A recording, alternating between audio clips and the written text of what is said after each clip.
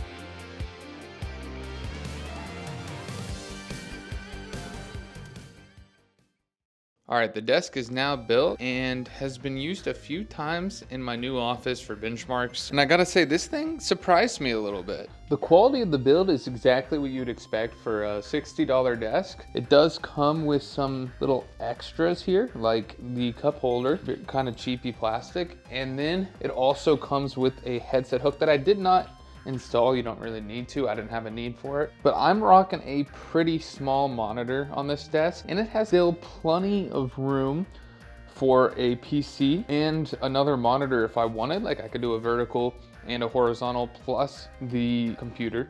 A build mat like this just helps to really elevate the look of this desk. And these are pretty cheap, so I recommend getting one of these so you don't scratch the desk too. But yeah, after using it a few times, I am pleasantly surprised. It fits so perfectly here in between my main editing desk and this one. The size for me was perfect, not too big, but definitely not too small either. So yeah, not too shabby.